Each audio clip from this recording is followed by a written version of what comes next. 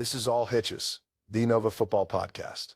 Yo, tune in, lock in, it's the All Hitches show. Dash and Dan on the mic, let the Nova tales flow. From the booth to the field, we hitch up the truth. All Hitches podcast, drop the beat, here's the proof. Dash and Dan in the cut, bringing heat to the game. This episode is brought to you by Fairfax Football Academy, the best QB training and development in Northern Virginia. Follow on Instagram at Fairfax Football Academy. Tell them Dash and Dan sent you. This show is sponsored by Natural Red Catering. Traditional caterer located in Springfield that deliver to all of Northern Virginia. They do slow smoked barbecue, lots of other cuisine. Mesa loves the brisket.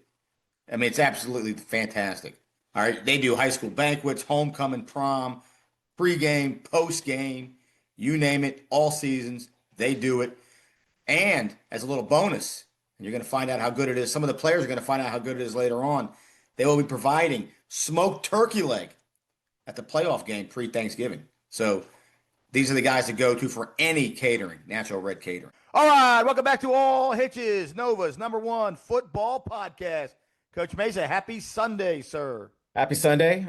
Here we are, man. It's playoff time. This is it, what the world's been waiting for. The Playoffs. The thinning of the herd, right? The thinning of the herd. We're here. I mean, normally, this time of year, you and I have talked about this last year, and it makes sense. You end up, there are a lot of players and fans and people who kind of tune out a little bit. Yeah. Our numbers show that. Our numbers show people. I mean, and it makes sense. A lot of people play because they love the game. A lot of people watch because their kid or their family's playing. Yeah. And when they're done, they're kind of like, whatever. Hey, let me know who won. Yeah. Right. I get it. You know where they can find out where they won? They can find out right here. That's right. Well, I'm glad you said that. Because they can find out a lot of things right here. And we're going to kind of get into that right now. I mean, before we get into all the games and awards and everything for the week 11, the playoff brackets are set. They are. And there's been a lot of to-do and confusion about some of the brackets. So let's kind of get into that a little bit, right? This is the best time to do it. Yeah, because I think there's sites out there that are publishing the old PowerPoints and publishing things that aren't relevant anymore, and people think that those are correct. Yes. They're not sure because no one still understands the fact that every region has decided how they're going to do the playoffs, including the region that only has 6 teams. Well, speaking of antiquated, I mean, if you're going on the Fairfax Underground, for one, 2003 called. It wants its website back, okay? And I would say the Fairfax Underground is for old people who don't know how to use Reddit. Yeah, I mean, look, it's unbelievable. So there's people on there that were chirping, and it's probably like 3 people, but there's one good person on there. I shouldn't say one good person, but the guy, parent 2, who does a great job breaking down the games. Yeah. And a couple people that talk with him about that. Yeah. Outside of that little crew, that's a very useful crew right there. Outside of that, people just go in there and chirp nonsense. One of the nonsense things that they were chirping was that that people had screwed up the breakdown of the playoffs. No. People screwed up. We didn't screw it up. We got it right because we're right 98% of the time, 100% of the time. I mean, so we said all along it was Max Prep's formula that they were using. Now, like you said, it was the KFC secret spices and herbs. Yeah. They don't tell you exactly what's in that formula. Yeah. But it's a Max Prep's formula. It's not the old PowerPoint. It is not. Right. And like you said, that website, which is called, and I know you said the name earlier. Hapcrate, I think. Yeah, Hapcrate, whatever it is. I'm looking at it actually right now. Yeah, Harpcrate. So Harpcrate. Harpo Marx. Yeah, Harpo. It's about as funny as the Marx Brothers. So that bracket or that website does the old PowerPoint, the one that Hayfield Hawks had mastered. Okay. Yeah. Hayfield Hawks, not the team, but Hayfield Hawks, the mysterious human being. So they kind of went in there, and if you look at that one, and it's kind of cool to see that. I had been posting the old PowerPoints all along so people could compare. I would put the new ones because we had people sending it to us, people in the know, and we had the new ones that they were using, and we always labeled it correctly. I would say, here are the current Max Preps PowerPoints, and I'd say, hey, by comparison, here's the old system. I actually was quite clear on that many times. Yeah. So people could kind of look and see. And so now people were like, well, they're going by the old ones. No, they're not. They're not. And here's how I know they're not. I'm going to break it down for everyone nice and simple. All right. So the old in Region C, going by the old system, OLD, the old PowerPoints. Yeah. Some things did stay the same. West Springfield is still the 1. And they will play the 8. They will play West Potomac. And so that actually stayed the same. Where the big error was, that caught my eye, Lake Braddock, this coming Friday, is going to play Mount Vernon. Yeah. We've already spoken to the coaches at both schools. They are playing. But if you go by this Harp Crate old school PowerPoints, Lake Braddock, it's listed, is playing Fairfax High School, which is not correct. Correct. That is not happening. So the old PowerPoints are not being used in Region C. I don't know what other way to say it. That we said it all along. They're using the max preps points. Okay. Listen to these 2 old guys when they try and tell you stuff. Stop trying to be cute and be smart and deviate. I know, maybe we have punchable faces at times. I'm not sure what it is. I always thought, we had, fun, happy-go-lucky guys. But people trying to go away from us, and we're trying to give them good information. It's kind of annoying. So that's it. They are using the max preps points. Yeah. Yeah. But I think the problem is that VHSL did not have a set standard for everybody, right? Because who is using the old school PowerPoints? Region B. Yes. Region B is using the old school PowerPoints. Yes, they are. You are correct. Region A is using everybody gets in. And, you're right. You're right. Everybody gets in. And just so everyone knows, though, just to go through it, in Region C, right, Patriot National, for those who don't know, the matchups are as follows. West Springfield is playing Westpo. Yeah.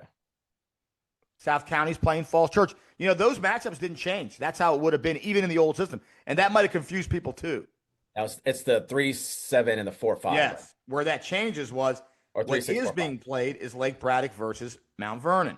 That's the matchup. It's going to be a great game, by the way. And we'll break that down later this week. And then the other game is the 4-5, Fairfax versus AC. Yeah. Those are the 2 that deviated, and those 2 are the max preps. Now, I will say this. The interesting thing, if you go by the old system, they did all that work. They paid, I'm assuming they paid max preps money for that form. I don't know how that works. But the same teams got in. Isn't that interesting? That is really The interesting. order's different. Yeah. The order's a little different, but the same teams got in regardless. Yeah. The team on the outside looking in. Now, here's another, because that's what we do. We dig up information and we break news, and that's what we do. We're here to serve the people, even the trolls hanging out on certain websites. We're here for them. Hayfield ends up as a 9, so this close to getting in. The $1 million question would have been what, Coach Mesa? Were they allowed to be in anyway? As far as we know, outside of people at Hayfield, no one knows the answer to that question. But you know who knows? These guys know. These guys, the shadow knows. Okay, so Hayfield, who was, red hot, and actually, I don't think anybody would have wanted to play them had they gotten in. Yeah. Oh, for sure. Yeah. Right? They were red hot, and outstanding job, Hayfield this year, kind of, getting things going. They started late, but Hayfield ended up with as a 9 seed. They missed out by point. Well, according to this one at least, 0.2. They were close. Close. Regardless, they were close. But the answer would have been Hayfield would not have been eligible. Now we reported earlier. We reported earlier in the year about when Fairfax appealed, and they gave them the waiver. They said, "What the heck, Fairfax? Everyone who cheated is gone. You can come back in." When they said that, we were like, "Well, I wonder what the deal is with Hayfield then." Right? So we asked some people affiliated with Hayfield, and they told us at that time they were still waiting on the appeal. Remember that? They said they were waiting on the appeal. Yeah. They're waiting to hear. And you and I thought, well, that must be a done deal then. If they let the one group in on the appeal, they're going to let these guys in on the appeal, right? Makes sense. Right. So apparently what happened was they finally got the answer, and the answer was you filled a form out incorrectly. At the DMV, I hate when that happens. Oh, sorry, you got to go back, wait in line again.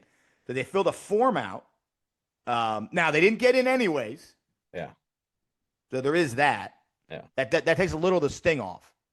If you didn't get in anyways. But had they qualified, they would have told them no.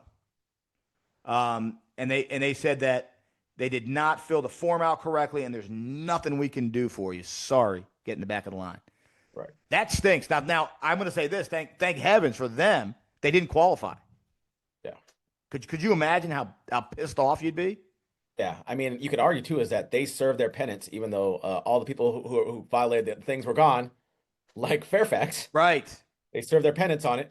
But they wrote their last name, or they had to write the first name box, and they I'm like some minor thing, right? They didn't get the carbon copy. They didn't press hard enough to do the full carbon Right. copy. It was not in triplicate, right? Like it's run by like two people in an office. Like they couldn't just change whatever. Oh, sorry, the form's been filed, man. It's back there, dude. Dude, there's 3 people in this office. You just can't just run back there and grab it and just change the route. No, sorry. I mean, that's ridiculous. Yeah. But that's a story there. So look, we're here to inform people, my friend. I mean, that's why people come here, right? To be informed and entertained. Entertained and informed. Now, the other brackets, not as much controversy but you're right. At the end of the day, you can't blame the people. It was a bad job of communication all around. Oh, for sure. By the VHSL and the team in the county. The hidden points being sent to coaches, but then a lot of the parents. We were told by several parents. We went to a game. We went to the West Springfield game. We'll get into that in a second. And it might have been after you left, but they were like, "Thank you for updating the points all year, or at least mid-season on." We started doing it.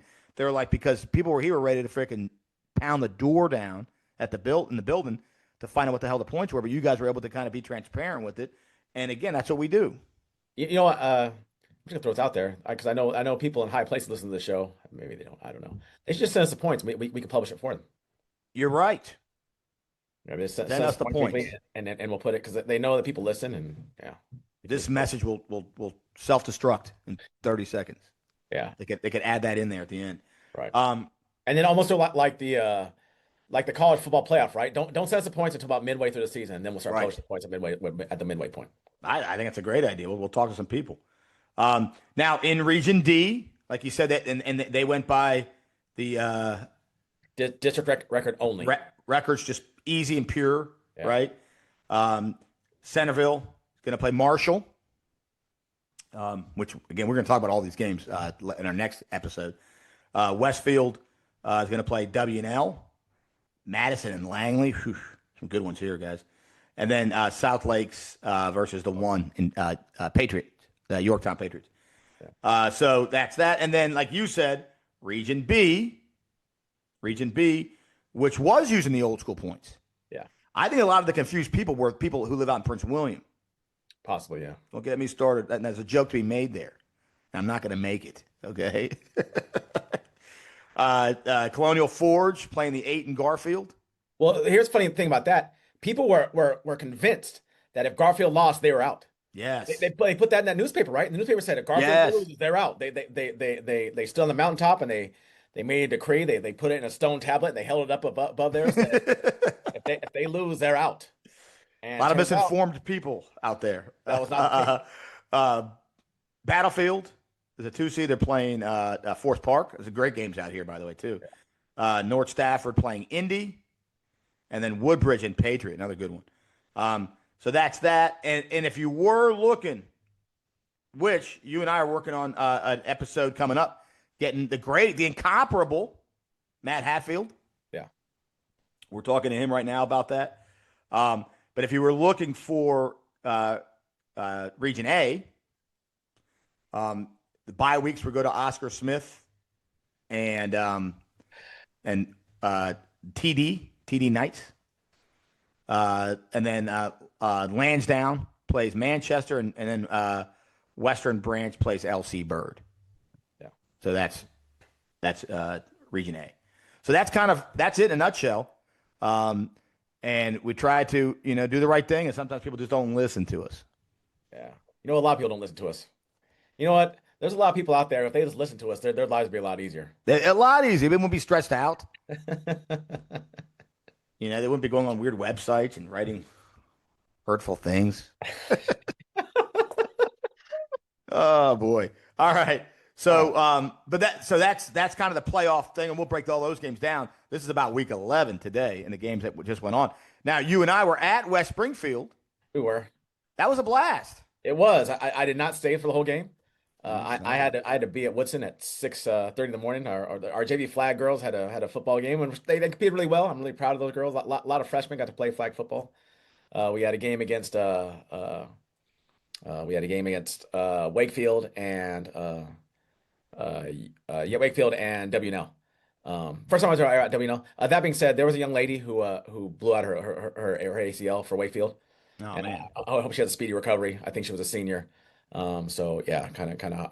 I don't know. I'm not sure who she was. Hopefully some people in Wakefield, but let them know that we're definitely hoping that she has a quick recovery. But yeah, it was fun. So that's why I left early. I had a senior night. I had a senior night before the game. I got there before Mr. Suntan over here, Coach Hey, Dash. I grinded, buddy, off an airplane. Not very many people can say that. Off an airplane, get in the car, pick up my baby, come home with my wife, unload our bags and stuff. And then my wife was like, man, you must be tired, right? We're just going to chill out tonight. And I said, no, honey. I'm going to the West Springfield Braddock game. And she's like, are you serious? And I'm sure you got a really dirty look off of that too. She was just tired. She was exhausted. I mean, and so we're talking about guys who grind and put in the work. Yeah. So I had senior night right before then for our 4 seniors who played for me this year, and I'm proud of them. But yeah, got there. Great atmosphere. It was amazing. Great game. But yeah, I did have to leave early, which I was really disappointed in leaving early because I heard it was a fantastic finish, and I guess we'll talk about that in a minute. Now, I don't know what was worse in terms of jinxing them. So I got 2 moments here. One, you leaving, and I'm going to put an apology right now to Coach Doc, to Coach Crush, to Coach Gall and company. Yeah. There's 2 moments. One, Mesa leaving and saying this one's over. I did not say that. Hey, whatever. Close enough. I did not say this If one's you over. I leave, said I'm going you're home. I'm implying that. exhausted, and I got to be up at 5 a.m. the next It's morning. implied. When you leave an event like that, you're implying, maybe you didn't say it, but your body language says it. I'm out of here. My father said I was beat, and I had to be up at 5:30 in the morning. Now, worse than that, I was going through my text, and I know the kind of running joke is that I'm mush and I'm bad luck, and I get all that. Might be something to that, because I'm going to read it to you right now. I forgot that we were live tweeting some of the game. We were doing video clips and all that. Late third. This is a real tweet, by the way. This is a real tweet. Late third after the Khalid Cash interception. I write, big interception by Lake Braddock's Khalid Cash. I got the video of it and everything. Great interception. They now have, and I tag, West Springfield football against the ropes. Late third. At that moment, West Springfield was no longer against the ropes. They were rope-a-dope. They were playing possum because at that moment the comeback started. So if my bad luck had anything to do with that, I think we could be on a collision course for a rematch if all things go well. So, but yeah, so that was it was a fun game to be at. Scotty Lewis, we'll talk about that in a minute. Played his butt off, Wickham, all those guys. Congratulations to Coach Parker. Yeah. Of which we also called that they were the district champs. It turns out they are the district champs, even though people gave us flack about that too. Yeah, you're right. People did. I forgot about that. We called it. We were Karnacki, man. We called West Springfield district champs last week. Patriot. Yep. District champs last week. People were arguing. Oh, there's a tie. There's a tie. Now get out of here with your tie. Patriot. We called them all. Yorktown was done. Yorktown was done. Woodbridge and Garfield were still playing. We'll get into that game in a minute. And then we declared Yorktown. Yeah. And Centerville. Yep. We called them all last week. So congratulations to all those teams, all those coaches. Now you can officially add Woodbridge to that mix. Yeah. And we'll get into that in a minute. But congratulations to everyone, all the players, the families. It takes a village, the course of a season to get it all going with the meals and everything else and the practices and administrations and everybody working together. So congratulations to all those teams for stepping up and winning your conferences. Outstanding work.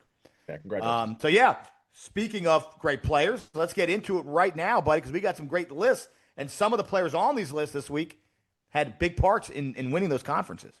Yeah. Big time players making big time plays in big time games, right? All right. So here we go. As always, brought to you by Team DDA. They've led the Northern Virginia real estate market for over 36 years. They build relationships, deliver results. Contact them today at teamdda.com. Tell them Dash and Dan sent you. Here we go, buddy. Here we go. So leading things off, Mount Vernon, another one of the district winners. Congratulations, Coach Holland and company as well. And before you think you know who we're gonna call, let's see if they're right. Who we're gonna call as a player of the week? Yeah, you're right. Everyone thinks we're about to give the award to young Matthew Moret, who won the award last week as well for the 15th time in 2 years. But no, we've got Demontrez Bannister with a huge kickoff return. Yeah, with the big kickoff return for a touchdown in the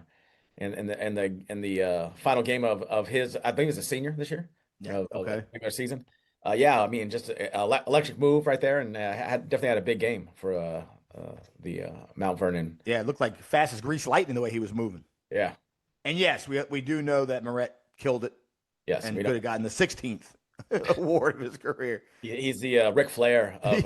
Yes, he really is outstanding. I'll say this too: Mount Vernon does a great job of getting their stats out there for people to look at and absorb. 100%. Yeah. All right, Patriot, the game we were at, my friend. Yeah. And at the time, I had some swag. Gave our friend Scotty Lewis, who played a great game, a hat, an all Hitches hat. He had player of the night. We had time to kind of look at the stats though when we got home. He scored that winning touchdown. Place went wild. Place went bonkers. But as we came home, absorbed the stats, looked at it, we gave it to the triplets for this award officially. The triplets. Our guy Dylan Wickham with 200 yards plus rushing. Scotty Lewis with 4 touchdowns, and Austin, receiver, with 2 touchdowns, killing the triplets. They killed it. Yeah, they look fantastic. And Wickham's a big guy, man. That's the first time I got to see him up close personally. He's a tall drink of water. I mean, he definitely move. And the scary thing is 2 of those guys are coming back next year. I believe both Austin and Wickham are both going to be returning next year. So, but they definitely deserve it in a game where they were trailing by 2 scores in the fourth quarter. Yeah, and we're able to lead them all the way back. Yeah, I got to meet all these guys at the game. I'm close up, right? Shake hands and stuff. And you're right about Wickham. He's a he's a well put together guy. Oh, for sure, yeah. And he's only a junior. Only a junior. Jeez. All right, buddy. Moving on to Liberty District. In a huge game, which we're going to get to in a few minutes, Marshall had to win to even have a chance at the playoffs. Yeah. So they got behind their man, Kevin Ailman, 16 carries. He had almost 100 yards rushing, 3 touchdowns, 3. He had tackles too, right? He played on defense too, didn't he? Guy's an animal, plays everywhere. Got a few tackles, and I believe he's a repeat reward winner. I feel we've said his name. Yeah, he won it earlier in the year. Yeah. So, big game against a quality opponent in Herndon, in a game that essentially in a playoff game for them, right? Right. In order to even have a chance to continue on, they had to win. And they ended up winning. So, interesting little side nugget there. That conference, or that region, as we know, was done by straight up, conference records. Yeah. But the tiebreaker was PowerPoints. Right. The tiebreaker. So they ended up winning. Yeah. Them, McLean, and Herndon, Marshall, McLean, and Herndon were all tied up. Yeah. And Marshall beat the other ones because of their PowerPoint percentage was higher. You brought up a good factoid that probably impacted Herndon. I thought Herndon had the win over South Lakes, which was a very impressive win. Yeah. What I think now Marshall did have the win over Falls Church, which also was a good win. Yeah. I think what hurt Herndon when you pointed this out to me was their 5A games. Yeah, they lost to a 5A team, right? They played 2. I think they played 2 5A teams.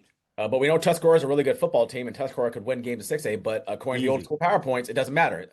A last place 5A team and a first place 5A team are the exact same thing as far as when the loss. Yeah. Even a win over them hurts you quite a bit because I think that impacted Herndon's playoff chances actually probably enough to not get in. Yeah, especially playing two. Right. Even though quality 5A teams that doesn't go into consideration. Right. So that was that. So congrats to Marshall and Kevin Ailman and company, who also does a great job getting their stats out there, by the way. Oh, no, we appreciate it. Yeah, the guys Marshall, fantastic. Yeah, they really are. All right, moving on to Concord. A lot of options here. Malachi Lee tore it up. He did his thing. But you really stood out to you was P.J. Sutherland. Yeah, with 10 yards of carry. 10 yards of carry, touchdown, tough runner. With a touchdown. They had 200-yard rushers, but the guy who was averaging 10 yards a pop. I mean, that's the first time every time he handled the football. I mean, huge game in a game that they had to make sure that they won in order to try to keep their seating correct. Yeah, so congratulations to P.J. Sutherland, outstanding work. Probably a first-time winner too, I think. Yeah, I'm fairly certain. So we kind of mix it up. We got some first-time winners, some repeat guys. Another first-time winner and a coach's son here. I like this one. Cedar Run, Battlefield getting the big win. When I say coach's son, though, coach's son at Gainesville. Yeah. So Trey Cage, 75 yards. It was at yards total receiving, rushing? No, rushing. 75 yards. 4 carries for 75 yards. 4 carries. 4 carries, 75. Freshman. Wow. But I guess it's Battlefield, right? They have a conveyor belt of running backs who kind of come through there, right? They do. Outstanding work. So good job, young Trey Cage. Yeah. And especially the Frosh, man. It's impressive. Yeah, 100%. And then finally, Cardinal, a household name out in Prince William. Been tearing it up all season. Caleb Tucker, quarterback, Woodbridge. Yeah, 3 touchdowns in a rivalry game that was for the district title. Outstanding performance there. Could have gone Marquis Sharp from Woodbridge. He had a great game too, but Caleb Tucker, it's been tearing it up all season. We had to give him some love. Yeah, absolutely. All right, so right there, the players of the week 11. Not a coincidence. All of those teams, if I'm not mistaken, looking at them again, they're all playoff qualifiers. Yeah. For a reason, buddy, for a reason. All right, we move on. And you love this one, buddy. You love this one. Highlight of the week. You love the trick play. I do like a good trick play. I'll open up a game with it every time. It's not even a trick anymore, right? Highlight of the week brought to you by Dominion Yachts. As always, you're looking to buy or sell a boat in the DMV. Dominion Yachts are your guys. Call them today for free estimates. Buy and sell a boat. All right, well, let's go sailing right now, but we're going back to Woodbridge to go sailing. Yeah, so again, Coach Dash loves the trick play. And I mean, I'm probably gonna run this one. But this is the in the second quarter with Woodbridge up 14-7. I was gonna let it go, let play. Little reverse. Nope. Flea flicker. Oh, I love it. Touchdown. Caleb Tucker 2, and you had the name. The name was, we wrote it down. We did have it. It was Tucker to Baylor. Tucker to Baylor for the flea flicker touchdown. Those are always fun, man. The kids always like those kind of plays too, right? Oh man, that's the best. Yeah. You kidding me? Yeah. So great job, great night in Woodbridge all around, and by the way, in a huge game to win that conference against Garfield. Yeah, and a game that we'll get into the game later on, but yeah, we'll get to that one in a few minutes. So here we go. Right now, let's start from the top. Our highlighted games of the week. We usually pick a certain amount of games, obviously, to show highlights from. And we're going to start in the game that you and I were at, West Springfield, Lake Braddock. This one was not for the conference, per se, because West Springfield had a piece of that already kind of locked up. Yeah. But this one was, which is weird. It's one of those weird ones where West Springfield had the conference kind of locked up, but these guys were playing for the 1 seed. Yeah. So there was a world where West Springfield could have been the champ of the conference, but not been the 1 seed, which I would have hated. Yeah. No, that would have been not good for her. So justice worked itself out here. But West Springfield, Lake Braddock, let's go. Let's break it down. All right, brought to us by NFHS. Make sure you sign up for the NFHS thing. All right, so we're early on in the first quarter. I remember being there. Were you there for this? It was 3 yards. I was not there for the first touchdown, no. Yeah, so I mean, look at Wickham right here. I mean, just he just turns on the afterburners right there. So big. We said it all year. The Eric Dickerson of Nova. Yeah. This play, they got the ball back right here, and just look at that pass right there. The good old Bello in the middle of the field. Big run right there. I mean, and it looked like, West Springfield looked like they were in control of this game. I mean, Braddock was kind of having some issues with the football. Braddock, though, was able to get the ball back here in the second quarter. It was down 7-0. And just kind of watch the way he just flings the ball out of his hands. Yeah. And to another big tight end, right? I'll tell you what, Hibner was all over the place, Mesa. Yeah. They get in there and gets a 1 yard touchdown. Was that Ty or was that why ask Sam? That's right there. The extra point makes it. All right. They get the ball back, and again, just kind of flinging that ball across the field. And I believe that's Hibner on the other side. It was Hibner. It was a nice sideline catch. Yeah. And then they ran Ty quite a bit this week. They did more than they normally had. I feel like he's involved more with the run game.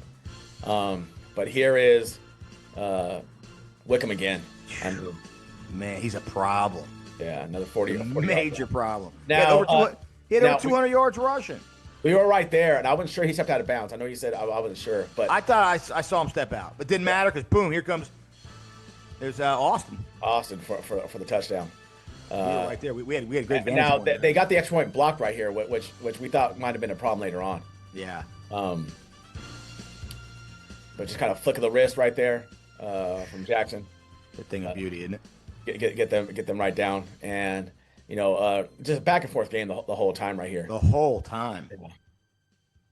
Now runs around a little bit and just kind of fires the ball in there, and then Ty Jackson looked really good in this game. Yeah, absolutely. They take a 28-13 lead, but West Springfield's got a great offense. Here they are on an 8-yard touchdown run. I believe that's Lewis again. Yep, that was Lewis with another touchdown run. They end up. Actually, this was in reverse right here. Now this is one-handed grab and then runs through everybody. Look at that. There is that. That's the Brock Bowers of Nova and Hibner. Yeah. Now this is where you and we were on the other side of the end zone, and we're in the third quarter, and we're like, man, if they get another touchdown, I mean, just wide open, right? Had they scored here, I think it would have been all she wrote. Yeah, I mean, it'd have been really tough for them to come back. Right. They end up having to set for a field goal here, but still a 2-score game, right? They're still up by 11, and West Springfield has to get a 2-point conversion in order to make it. So it's just a field goal game right here. I'm not gonna lie, I thought it was all she wrote here.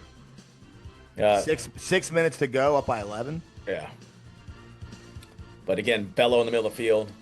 Big tight end. Nice pass right there. Tight end summer, tight end fall, tight end winter, my friend. Yeah, we almost are on tight end winter. And Sky Lewis looked really good. I mean, fires the ball right there, wide open receiver for the first down. They look so calm and collected watching them drive on the field here. Yeah. We were on the far side of the field with Chad Ricardo. Yeah. Star-studded event. And look at this. Look at go to that hole. I love the slow motion there. Yeah. And then we get a touchdown pass at the very end to cut the score. And I believe they do hit. This is the 2-point. This is the touchdown to win the game. Now, we didn't show the stop. They made a stop on Braddock. Yeah. Which I didn't think they could do it. I mean, because Braddock had moved the ball at will most of the game. Yeah. And that's why I didn't think they could do it.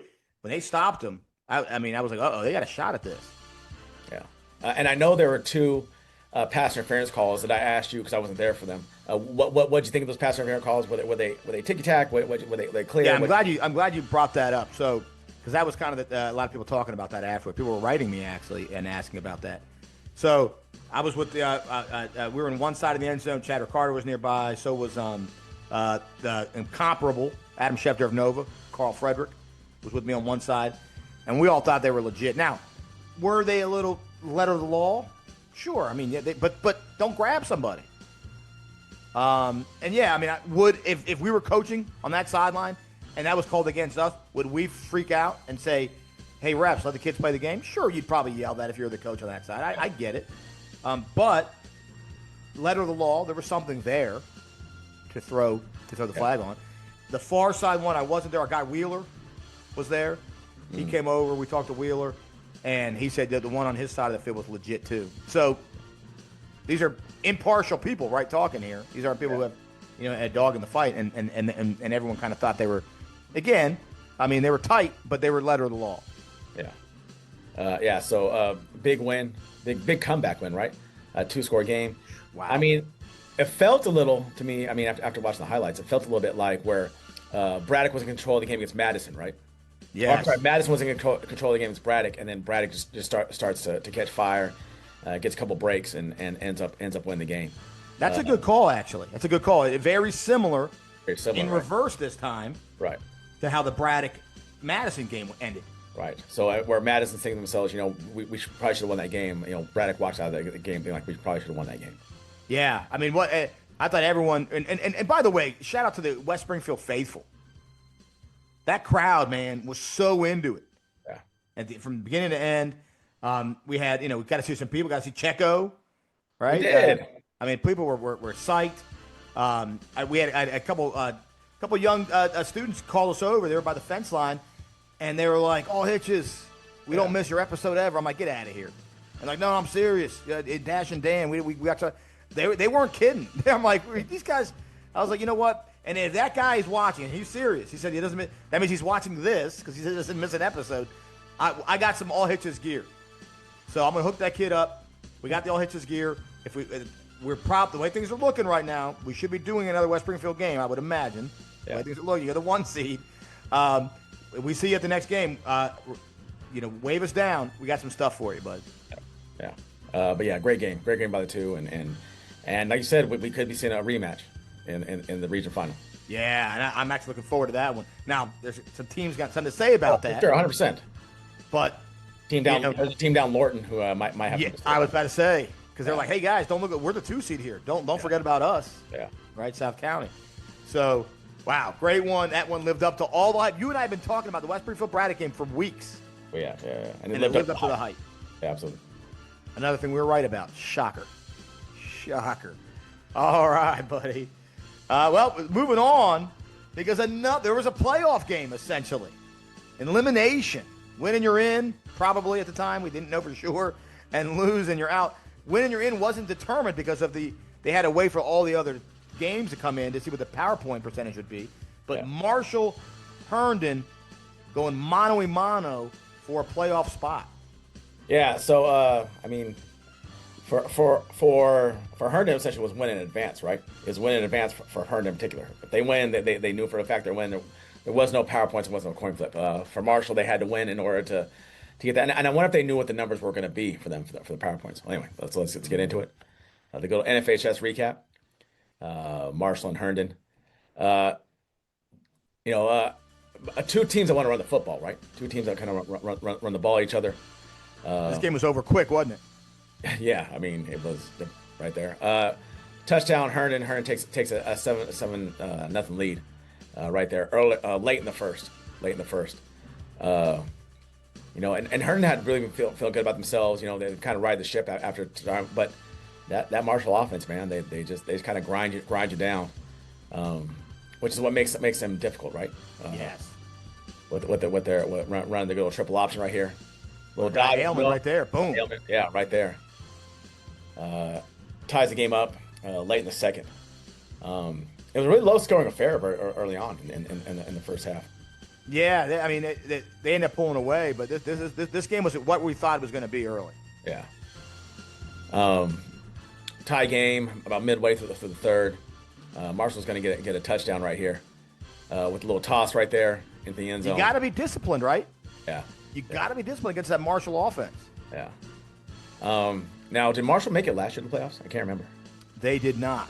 They did not, yeah. If I remember correctly. They started off strong. They kind of faded. Now, here in the fourth quarter, Marshall holding a 13-7 lead.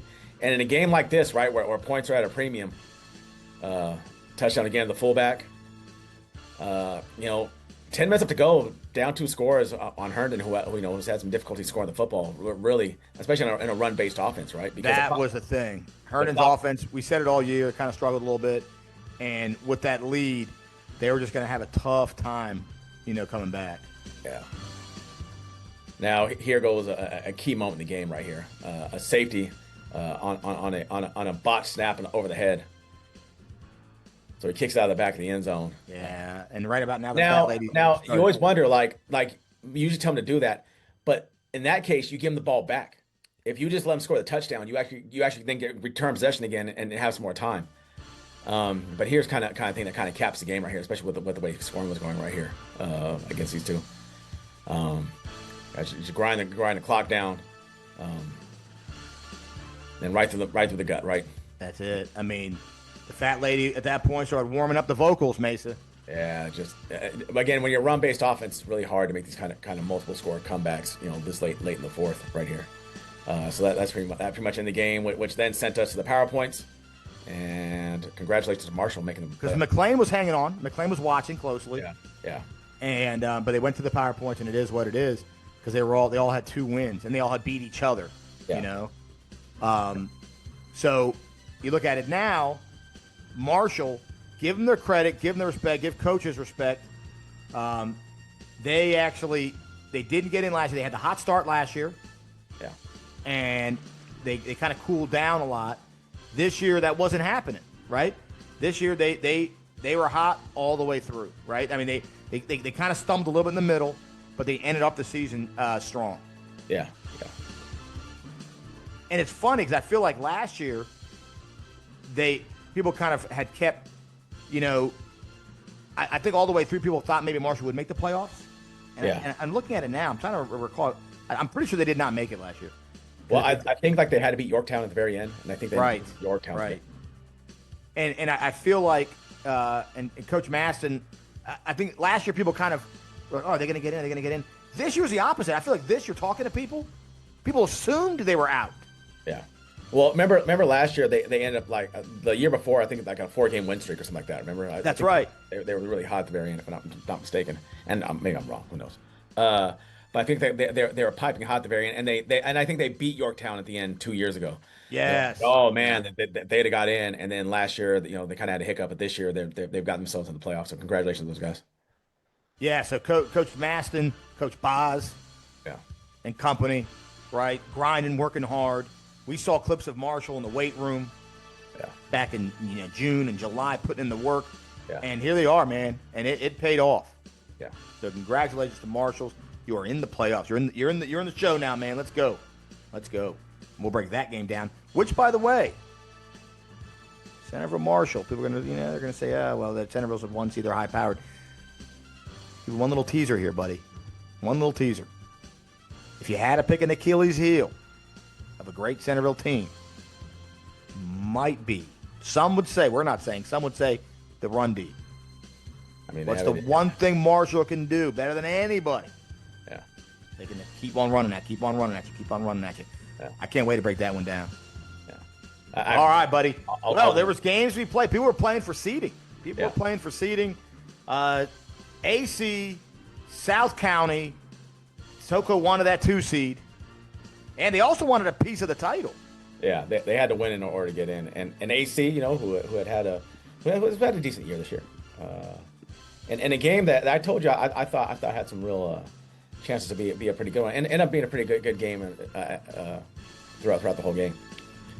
Here we are in the second quarter. AC up 3-0. Touchdown with Los SoCo to take a 7-3 lead about midway through the second. That South County offense, man, they are efficient, aren't they?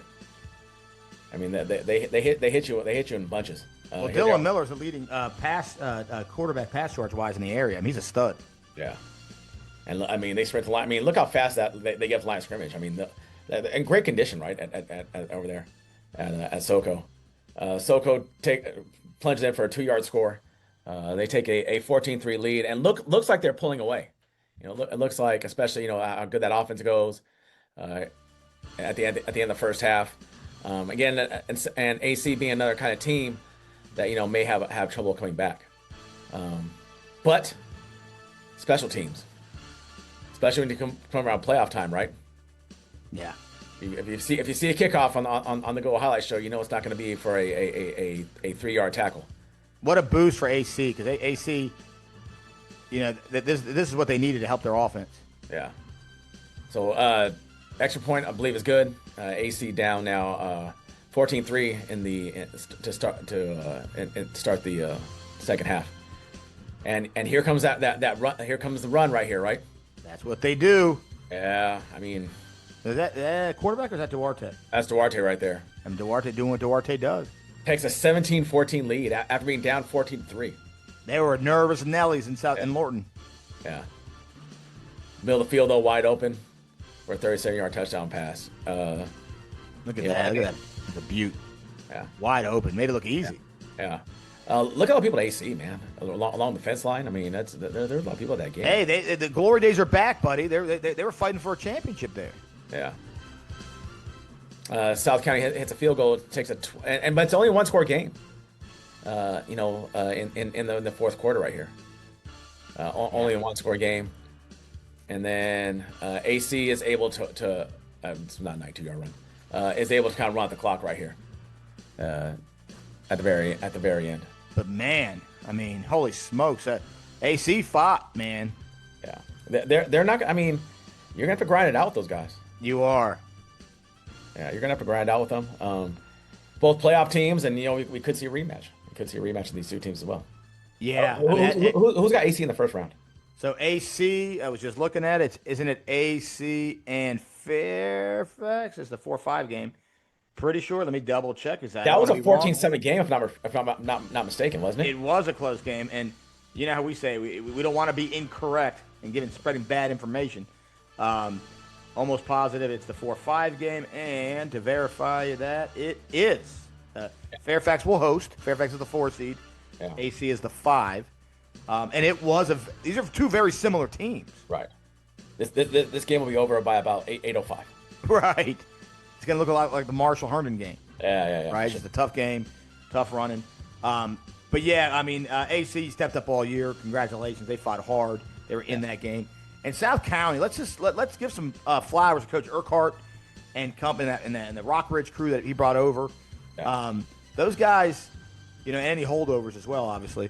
But those guys, we heard a lot of things in the offseason. Let's just say what it is, right? And they're not ignorant to this. They know. People were like, oh, when a legend leaves, right? Oh, they're not going to be the same again. Oh, they're done. They're done. How many times have you and I, we said it already, we said it a million times in the preseason. Yeah. People were saying, oh, they're done. They're done. You and I always said, there's a lot of talent over there. Oh, 100%. Don't declare South County being done. That's stupid. Yeah. And sure enough, they end up as a 2 seed. Could have had a taste of the 1 even. Right. They went nowhere this year. And matter of fact, South County got better as the season went on. Oh, 100%. Yeah.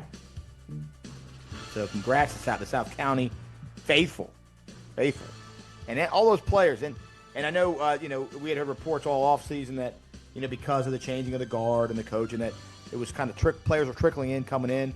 Well, those players who came back to be part of something. Yeah. This is it. You're a 2 seed. Yeah. Take a bow. All right, buddy. All right, moving on. Another game for seeding. Big time seeding, too, because we had broken this down last week. Westfield, South Lakes. And we kind of looked at it, and we thought that there might have been a sweet spot with that 2 seed over there. If you could win the 2 seed, in that conference. And, well, it looks like Westfield needed to win this. And South Lakes was fighting for a piece of that 2 seed as well. Yeah. Another NFHS recap. Again, Centerville had the 1 seed already wrapped up going in. Yeah.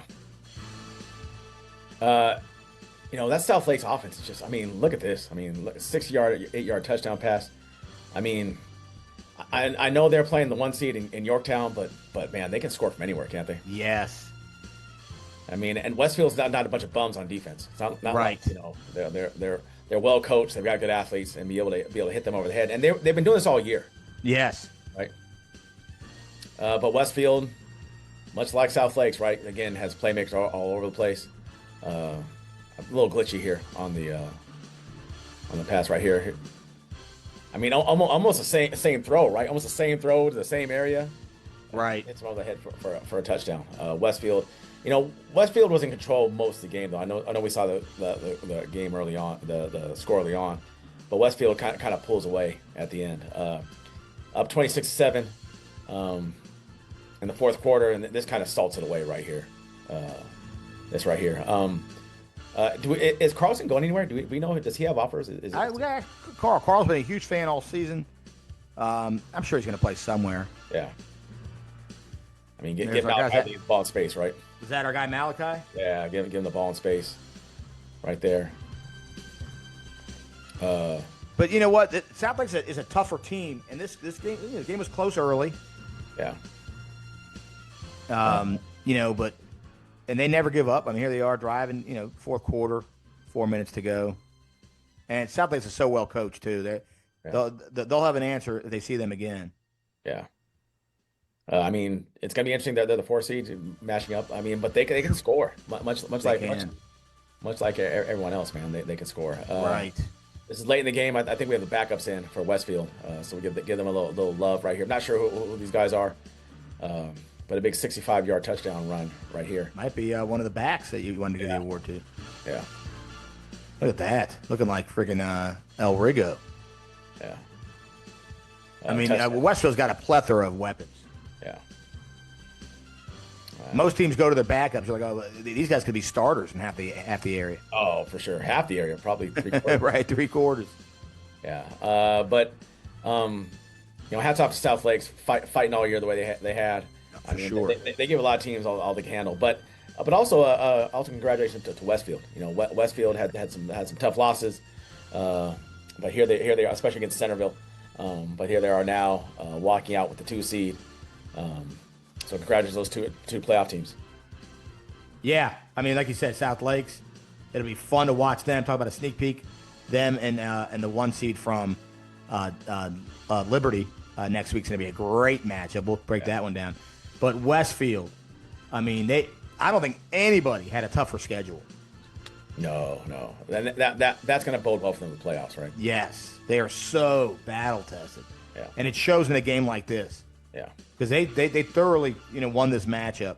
Yeah. And not very many teams could put South Lakes away like that. No. The way they did. Battlefield couldn't do it. Madison even was tight early, but I felt like Westfield was in control for the most part from the beginning. I agree. So Coach Voss and company. I look forward to see what they could do. It's going to be a dogfight over there. Yeah. It's going to be an absolute dogfight in that region. Yeah. All right, well, staying over there. Another game for seeding. Now, Madison and Chantilly. So Chantilly was already eliminated.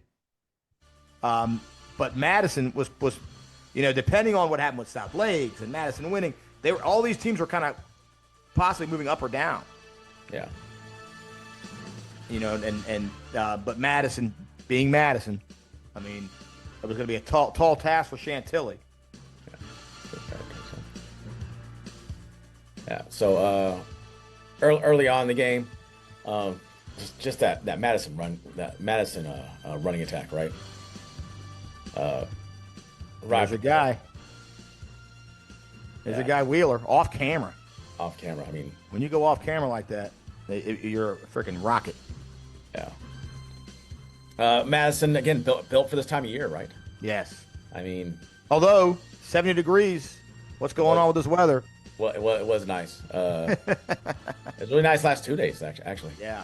Got such a load. Look at him. I mean, it just looks like a man playing with little kids, right? I mean, just look how he towers over everybody else out there. But Chantilly is able. I mean, unfortunately, Mantreat's not going to finish in the playoffs. But I mean, just look at that strike right there. I mean, wow. In coverage, puts him one place where his receiver can get it, and and a lot of times teams when they're playoff eliminated, a lot of times you'll see them kind of just not play very well, and that wasn't the case, right? Chantilly kept on fighting with them the whole game, especially playing against a team that has beaten them quite a few times over the last few years. But Chantilly really did get up for this game, but Madison, like you said, trying to ensure that they were that they were able to hold on to their 3 seed. But third quarter down a score, Chantilly really fought it fought hard in this game. Yeah. That's not Wheeler. That's the other back. That's the other. They got Thunder and Thunder. They do. I mean, these guys are enormous. They got Christian Okoye and Barry Word. Yes, the word was out. Barry Word. And then, much like everyone else, right? You play Madison tough for a little while, and eventually it just kind of wears on you. Yeah. I mean, just having to hit those guys over and over again. Madison out to a commanding lead in a 3-score game. And this kind of puts it away right here. And much like everything else, right? You have to play the run. You fake.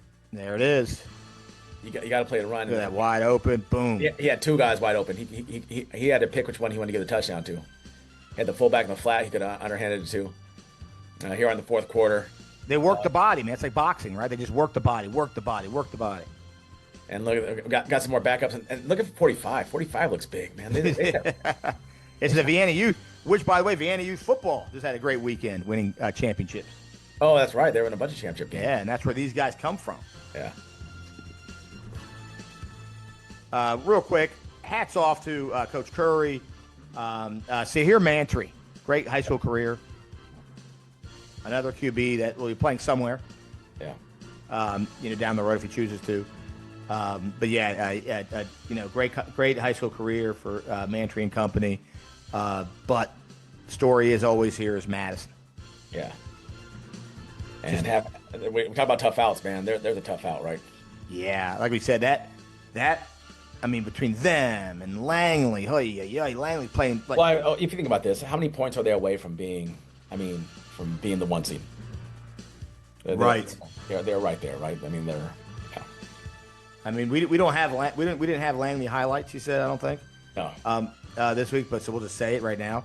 Langley beat WNL. Decisively. Yeah. And to know that Langley and Madison are about to square out, that's a pay-per-view matchup right there. It is. Yeah. Next week. We're in big matches all over the place, right? Every match. Winner of that is getting Vienna in. Yeah. That's a game you and I we'll talk about. You and I got some talking to do about these matchups. Yeah. So good stuff, man. All right, buddy. Well, here we go. Another one.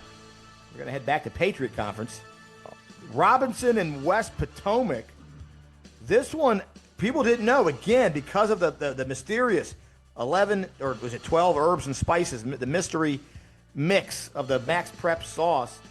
Nobody really knew if Robo could beat Westpo. This was the $1 million question. Could they sneak in? Right. And this was the game. A lot of people had an eye on this game to see if that would happen. Yeah. Robinson's been playing well. They've been playing well all year. I know two guys have been saying that for a few weeks. A little quarterback sneak right there. Robinson's returned back to their roots a little bit. Now, I know it's not the wing T, but they definitely returned back to a run-based offense, haven't they?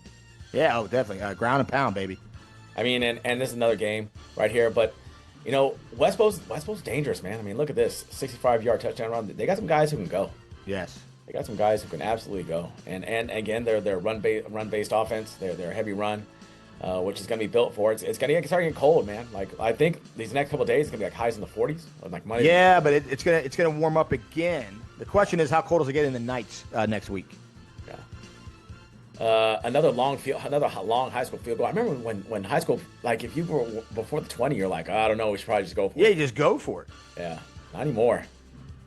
Look at that. Yeah, hits a field goal. Beauty. Robinson now down 7-3. Robinson again on the drive again. Was able to get the ball back late in the second quarter. And was able to get big touchdown run right there. Hard runners, man. They got some hard runners, Robo, don't they? Tough defense, good O-line, good run. And they got a lot of young guys on that team. They're bringing a lot of guys back. Yeah. West Potomac trying to find some points right before the half. Big pass for the middle. Just not enough time for them to get any points off this, if I'm not mistaken. Right. So Robinson comes in leaving 10-7. Robinson now going to take a 2-score lead here midway through the third. A little quarterback sneak. Wow, I like that. Yeah. Trickeration. Little takes a lead 17-7. Now leading 20-7 right here. West Potomac lining up. A little fake. A lot of green over there. A lot of green. Keep running. Now, green. You're a special teams guy, aren't you? On a 3-score game, about 9, aren't you yelling, "Watch the fake! Watch the fake! Watch the fake!" Watch the fake. Coach's face was blue from yelling it.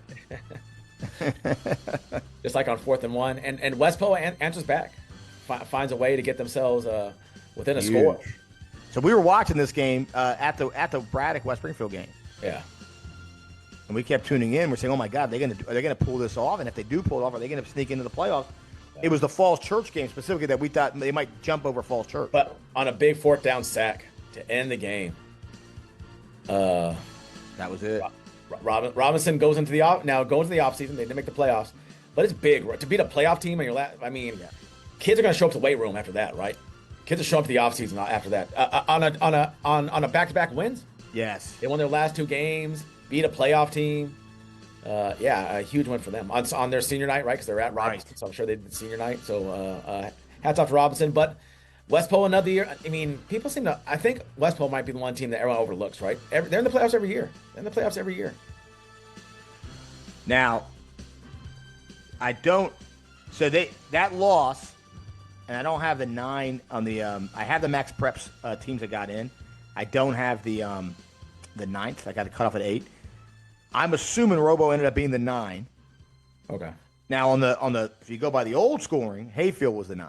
Okay. It'd be interesting to see who the 9, where Robo was on that list. I'll find out this week where they were on that list and how close they were. Falls Church won, so it dropped. Westpo got dropped to 8. Westpo ended up being the 8.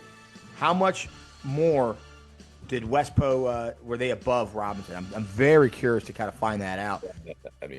You know, and what I wonder what it was.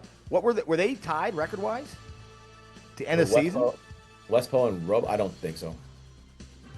You want to check that out real quick? Let me take a look here. Because this to me, we're gonna find out right now. This is what we do. And we're doing this work for everybody. I want to know did we find a flaw? Is there a flaw in this current? There's probably a lot of flaws, but is there an obvious flaw in the current system? Is there an argument to be made that Robinson, who beat West Potomac head to head, should have gotten in? Now that's what I'm trying to get to right now. I got you right here. Schedule. I want to say Westboro had one more win. They were 4-6. No, they were tied 4-6 apiece. If they're in Region D, Robinson is in. So we got a flaw. So Westpo and Robinson played. They are tied head to head, and it did not. It stuck with the points, and I wonder what win undermined. What win that Westpo had. I'll do you one better. Their wins are almost against the exact same teams. Westpo beat Woodson. Robinson beat Woodson. Westpo beat AC. Oh, did Robinson beat AC? That may have been the tipping point. Westpo beat AC. Robinson lost to AC. Robinson lost to AC. Westpo lost to Westpo, and they beat Mount Vernon about the same. They beat 47-7 and 42-7 was the Westpo Mount Vernon game. That's wild. Wow. Here's where Robinson may be kicking themselves. Is they lost to South County 24-17. Oh, that's a close game. Yeah, close they win game. That, then that definitely puts them over the top. They win that. They're. But I mean, I'm going to go back to this. I mean, we created a point system, right? Yeah. That we can control, and I say we, I mean like the powers that be. You create a point system, and a lot of these the DSAs were involved in this. Doesn't at some point doesn't ties and tiebreakers got to come into that? I mean, I think at some point someone's got to be thinking like, hey, if you're tied with someone else and you beat them head to head, put that in there right now. Let that be the tiebreaker. Now, three-way tie, you and I have talked about this. Yeah. Three-way tie when the wins are kind of mismatched, I get it. Go to a points, go to whatever you got to go to default. I get it. But if you're just two teams who played each other mano a mano, you had the same record, you just beat them. Yeah. Oof. Well, but I don't know. I see what you're saying. But if they're by the power points, it'd been the same thing, right? No difference. Power points would have been no difference, right? If they had done just straight up power points. No, you're right. You're right. I just don't like – I always think tie record, head-to-head, the head-to-head winner gets it. Is better. Across all sports, across anything, universally. Well, and I think what hurts is – what do you play the games for? In the max prep, the one thing that can hurt you is if you start below the person that you're chasing. Because you have to try to catch up, right? And if you keep on losing and winning the same amount, it's hard for you to kind of match up right there, right? Right. Now, we'll say this. So that's kind of our thing. And Coach Blair, rallied the troops, kept those kids. To me, if there was an argument to be made, in terms of Coach Blair being the guy going forward, that was it. They could have packed their bags weeks ago. Yeah. But he kept them fighting. So, Coach Blair, keep doing your thing over there. Hold your head up high at Robinson. Yeah. In terms of West Potomac, you did it. You got in. So congratulations on getting in. Now, congratulations on West Springfield in round 1, which, by the way, hey, West Springfield, look out. West Potomac is kind of a sneaky team. Yeah. We'll get into that. I can start researching it, but I'll save that for for Tuesday show. That which is why that's all I'm going to say. But just don't count out West Potomac, buddy. No. All right. Well, good stuff, man. Good stuff, and only a couple left that really had big impacts and things on the line. Centerville, Oakton. What made this one fun? This was Star Wars. Yeah, we talked about this. What you call? We talked about this during our preview, right? Centerville. Right. You mean about possibly having some fireworks? I mean, this was Jack Martin. Will Actually, Shields. and he could have been the nominee for player of the week. Yeah, of course. Another guy named the award after, right? Yeah. But Oakton and Centerville, I mean, weapons everywhere. Yeah. Here we are early on. I mean, God, they Another guy, our guy Stover. Stover with the big touchdown run right here. I mean, they're just so electric, aren't they? But Oakton answering right back, right? So Jack Martin had a pretty big day running the ball. Look at Jack Martin. I think he had 100 yards rushing, if I'm not mistaken. Really? He had close to it. Yeah. I mean, he got a bunch on that carry right there. By the way, Jack Martin coming back. Like all the Oakton guys are all coming back. Yeah. But speaking of running quarterbacks, right? Will Shields. Will Shields, so good this year. Touchdown right there. Perfect weather for these two teams, though, too, right? Oh, absolutely, yeah. Right. Yeah, for a November game, right? This is Stover coming in for a touchdown. Now, Centerville takes a 21. That's the issue. That's the X factor for Centerville coming in. Yeah. Centerville's able to get the ball back, and then, a winning by 3 scores is just really rough, right? I mean, with that off. Yeah. But Oakton keeps on battling back right here. Big touchdown run, right there. I mean, and you said before, Centerville's had some issues with the run game. Yes. All year. Don't think Marshall's not looking at this. Oh, 100%. Oakton trying to find a way to come back down 2 scores in the 4th. But the Centerville defense makes a lot of key plays, right? Yes, now, they do. Later on. But Oakton keeps on battling back all night. Coach, and testament to Coach Slay, right? I mean, these guys could have mailed it in right here. God, look at that pass. Wow, that's a ball, man. Yeah. Wow. Only one person able to get it right there. Just battle backs the whole night. An onside kick? Onside kick, but no. No. Bounces. Uh-oh. Fine. I mean, uh-oh. It's one thing, right? When you have to deal with the offense, but when they're getting special, yeah, it just makes things so tough. That's just bad luck. I mean, you kick that to try and avoid that from happening. And they don't take the foot off the gas, do they? 2 minutes left. Yeah, little shoulder fake. Yeah. DB falls. Easy. Yeah. Doesn't go down. Wrap up. What's Coach Slay saying right now? He's yelling at him. You got to wrap up. Got to wrap up. Yeah. You're not Jack Tatum. But yeah, I mean, Coach Slay had these guys fighting all year, and I'm sure he's going to go back to that South Lakes game, right? That South Lakes game is maybe a game that possibly could have got them in. I know they lost. Actually, no, if they beat South Lakes, I think they're in. They have South Lakes down the 4th quarter, and yeah, I know not the season that they wanted, but Coach Slay has definitely got them on the right direction. Look, here's the deal. We'll talk about Oakton here for a second. They're bringing all those guys back. Yes, the majority of the guys coming back. Yeah. It's year 3. You and I are old enough to know that's the number. Yeah. 3rd year is the number. Let's see. I mean, I think that Coach Slay is going to have these guys might be favorites in that conference. Wow. Next year. That's a bold statement. It doesn't have to be that bold though, with all that firepower coming back. Yeah. I mean, I got to figure out the run game stuff. But with the talent coming back, with the coaching staff they got, Oakton definitely among the top teams. I think that you could see a Centerville-like run for Jack Martin and company for Oakton next year. I can see that 100%. Now, that being said, let's slide over because this is about Centerville. Yeah. That's the 1 seed. They've been rocking and rolling since Forest Park. Yeah. In week 2, week 1. They are a machine right now. Now, weather, all that stuff, but Stover's playing incredible right now. Yeah. The defense is playing really well. Now, like you said, Marshall's watching. Yeah. Like Mr. T, like Clubber Lang, right? With the tuxedo on and getting angry watching the game. Yeah. It's going to be a really fun next week. Yeah. So congrats to Centerville. And let's see what happens next week. All right. Last of the highlight reels that we have. This was it. This was the one. The last conference that was up for grabs. Garfield and Woodbridge. Yeah. So this is probably the biggest game on Prince William, right? I mean, as far as playoff went. I know that Forest Park is playing Hilton. Here we go early on.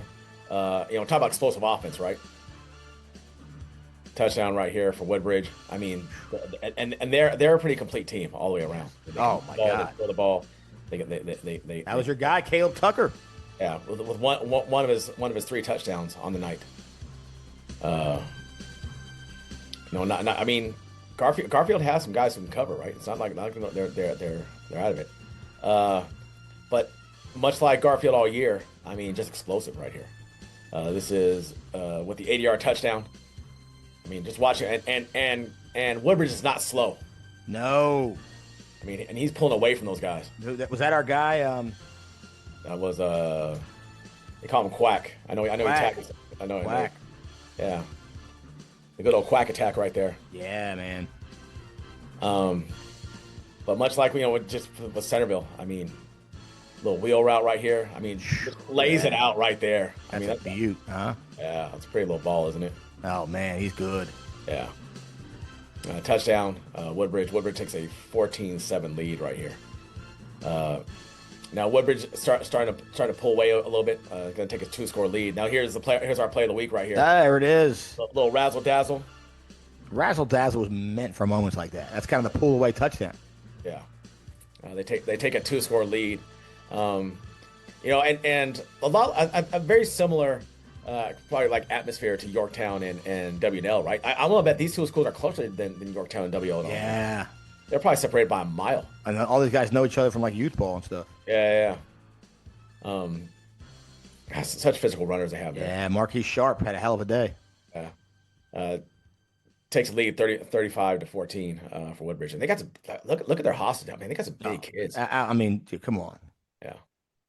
They're going to be a problem. And this is Woodbridge is in the 4-5 matchup. Yeah, no kidding. Right? Are you kidding me? Garfield is the 8 seed or the 7 seed or something. Right, the 8 seed, I think. Yeah. Wild. Yeah. Garfield kind of pulls away at the end. So congrats to Garfield, your Cardinal District champs. Cardinal District champs. Yeah. And did you call that? I know I picked Garfield. I think I did. I think I might have. But yeah, but Garfield. I mean, you're kind of rooting for them all year. Yeah. And you were right. I mean, Garfield. Even though they lost, they really, played so well. Also, I'm glad they got in. It would have been a travesty.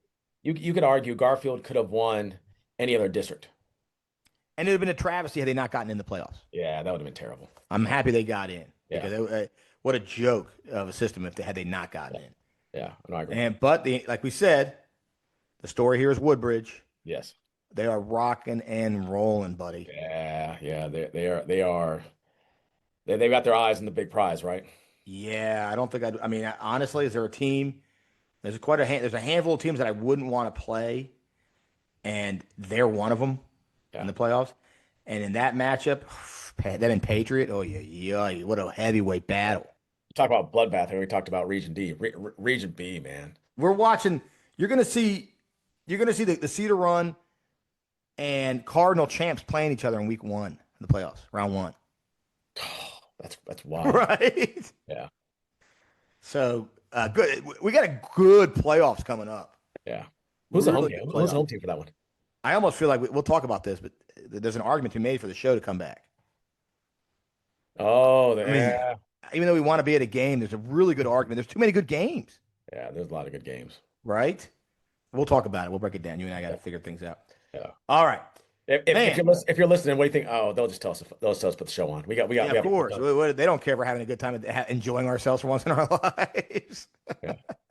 It is fun to stretch the legs out a little bit, be at a game. Yeah. But we'll figure it out. We'll talk about it. We weren't done, buddy. There was best of the rest, and there was a lot of them. Yeah. And a lot of teams that this will be the last we talk about them for, 4 or 5 months. Yeah. And so we want to kind of give a little love out here. Annandale, Mount Vernon. So Mount Vernon winning big. Annandale was a tough team all year, man. Yeah. I mean, they're fighting for a playoff spot all year. They're fighting for a playoff spot all year. Right. It's kind of scrolling down. Fairfax Woodson, another one. Fairfax wins. They're in the playoffs. But Woodson, a tough team, man. They had played most of the teams tough. I mean, after the year they had the year before, for them to come out and they were battling all these teams in the third and fourth quarter all year.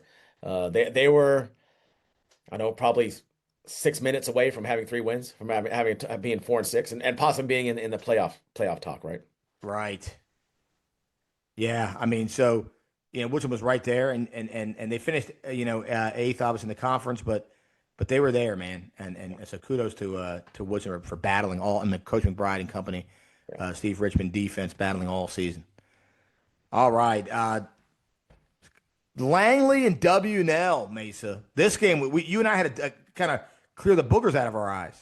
Yeah, I mean, shocking right there. I mean, I didn't see that coming. Now, you wonder if it was a letdown for W&L after having such an intense week with Yorktown, with that Yorktown game. 42-7, Langley win. That's huge. That was pretty shocking on my end.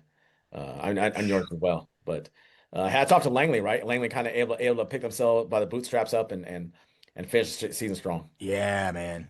Yeah, kudos to them. Coach Pottinger. Yeah. And I'll tell you what, that defense, we talk about, Cole, Sandberg, and the Langley offense and Lee Evans and all that. But let's just give the love right now. The Langley defense is a freaking machine right now. Yeah, absolutely. Because we saw W&L versus Westfield. We saw W&L versus, Yorktown. We saw W&L versus a lot of teams this year. No one handled them like that. No, 100%. All right, buddy. Moving on, Lewis in the Hayfield. Lewis fought hard all year. Hayfield might have been one of the hottest teams. I think so too. Too bad we can't get a chance to get them in playoffs. But Coach Schultz had again another team that was in the playoff hunt all year. I had Lewis back there fighting for a playoff spot.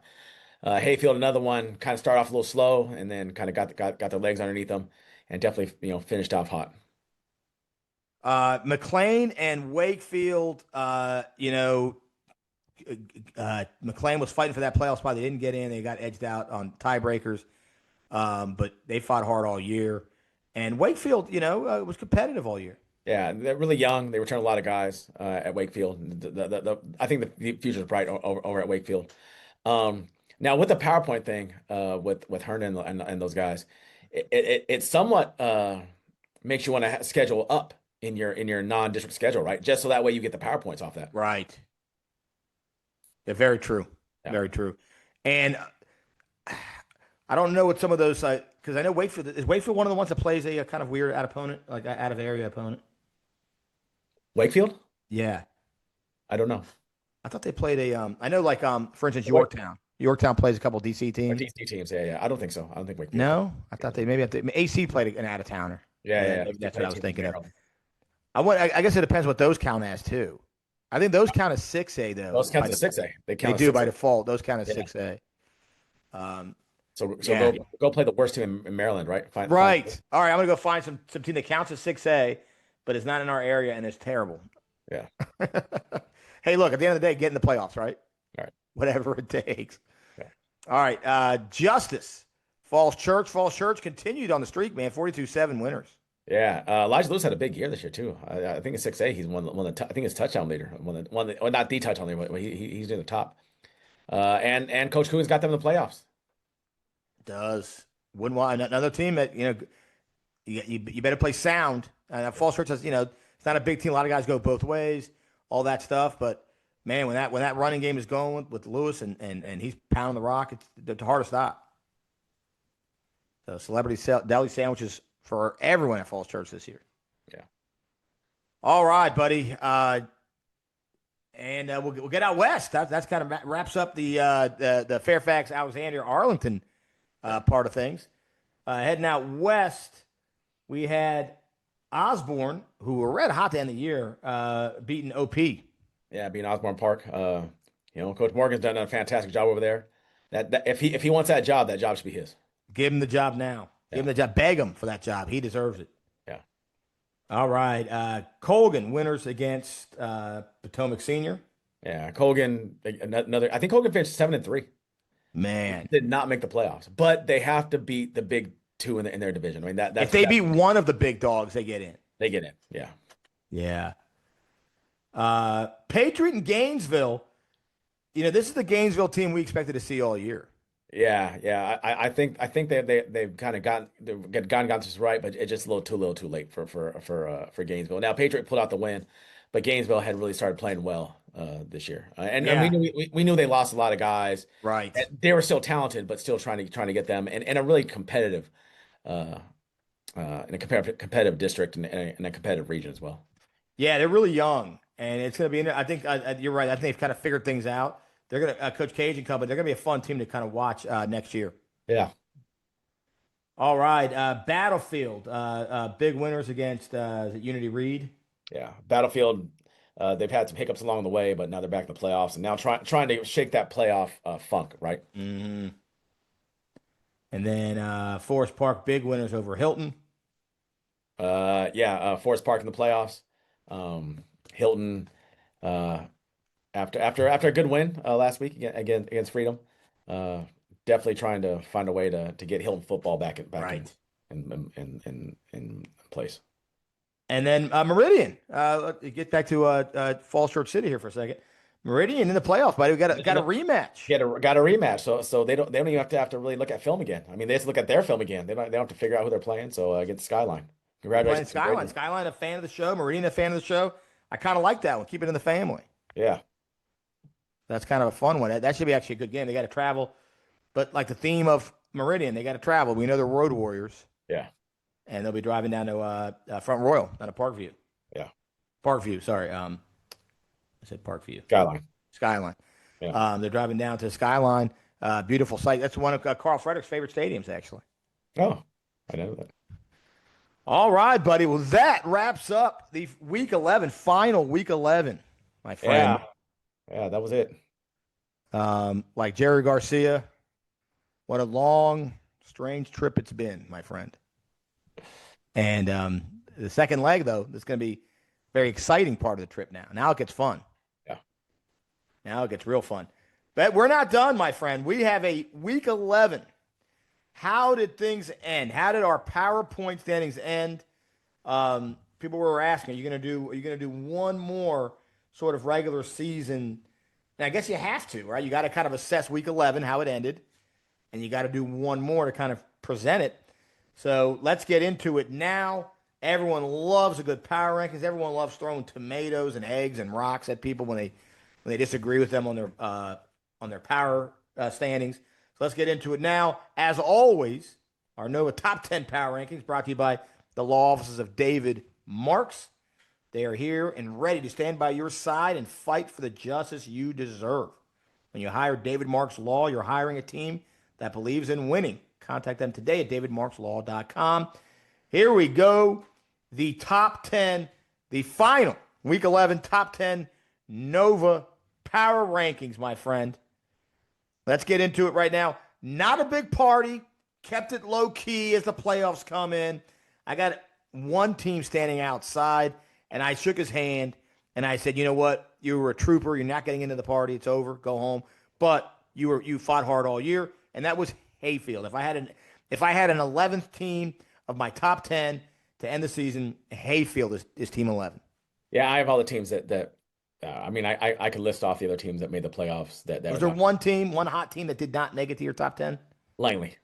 Okay. Oh, Langley. You son of a gun. Langley. How could you? Okay, well, I'm going to get into that in a second. Well, let's get into it right now. Top 10 starts now. Number 10, drum roll for me, Langley. You beat W&L. you destroy them, and you don't make your power line. You're a real jerk. Who do you got at 10? At 10, I got Braddock. Wow. Okay, they dropped a little bit. Yeah. So at number 9, I've got Yorktown. At number 9, I got Yorktown. Yeah, it's fair. Not a lot of movement other than Langley coming in, and I bumped out somebody for Langley. And actually, the aforementioned Lake Braddock is out of my list. Yeah. And that is what it is. At 8, I have Westfield. At 8, I got Madison. Okay, yeah, good. At 7, I have Madison. At 7, I got Battlefield. Okay. 6, Patriot. At 6, I got Patriot. Yeah, we're gonna go top 5 here. Separate the men from the boys. No movement for my top 5 from last week. Everyone won. Everything stayed status quo. 5, South County. At 5, I got Westfield. Okay. 4, Battlefield. 4, I got South County. 3, West Springfield. 3, I got West Springfield. 2, Woodbridge. 2, I got Centerville. And 1, I have Centerville. At 1, I got Woodbridge. All right. So not a lot of movement from our top Not a lot of 5. movement. No real upsets this week. No. No real. I No. mean, if you want to call the West Springfield Braddock game an upset, maybe. We both had West Springfield higher than them. Yeah. But no real upsets this week. All right. Well, there it is. As a matter of fact, there were more blowouts Yes. than were upsets this week. That's it. That's our top 10, our final top 10 power rankings.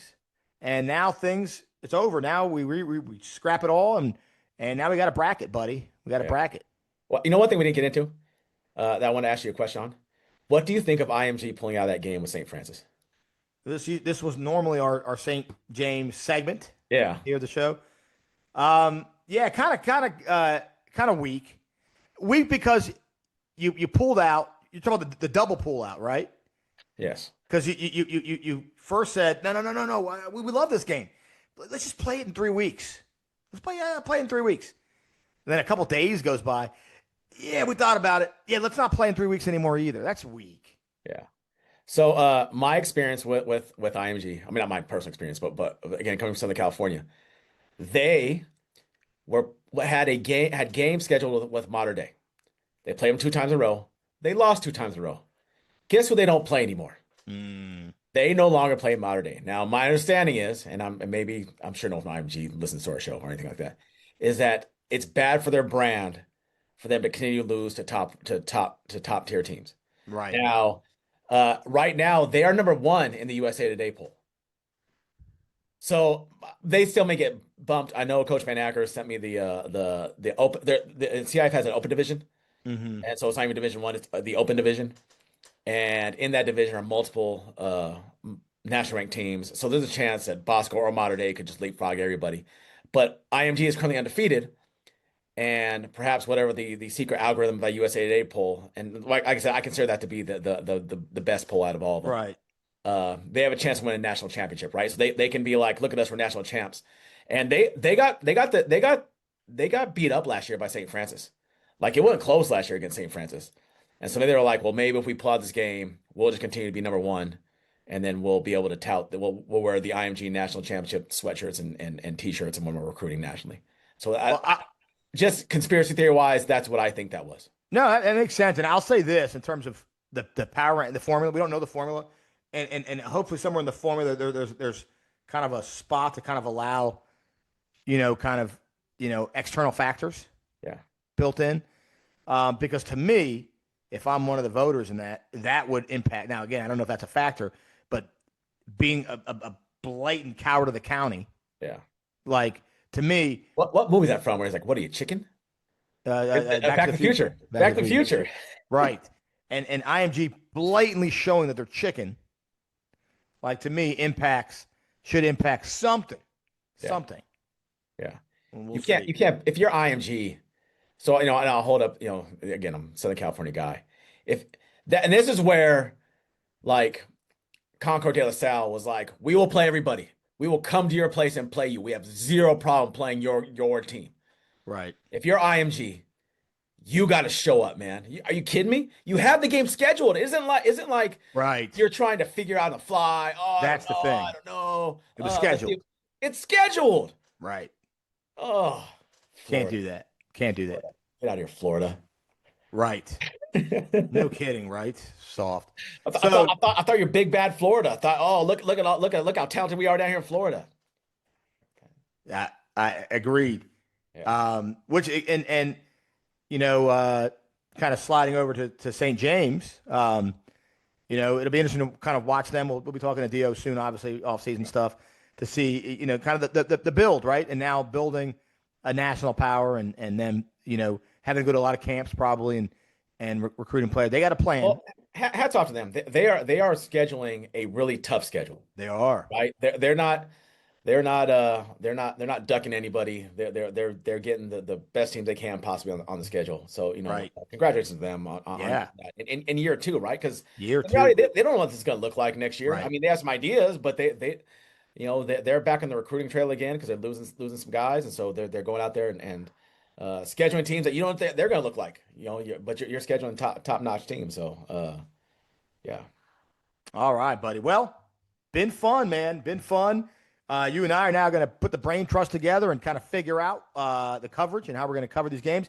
We got an episode coming up this week on Tuesday that should be fun. Kind of a breakdown. Only 12 games to cover for us. I know. Only 12 games. Crazy. Yeah. Down from like 30. Yeah.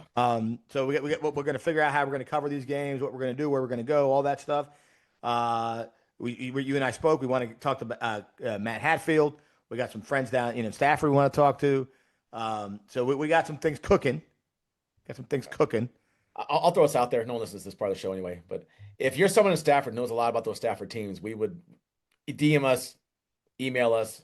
We'd like to have you on, see where you're at. So, you know, we not just anybody can come on. We don't need someone on. But if you have some credentials and like talks about the Stafford teams, we'd like to be. Well, we had talked to our friends at 504. So yeah. So we got some things cooking. Should be fun. So make sure you guys tune in for the playoff breakdown, round 1 breakdown, next episode. And you and I are going to figure things out and enjoy our Sunday of football. Yes, we are. All right. Well, from Dash and Dan, we'll see you guys next time on All Hitches. See you.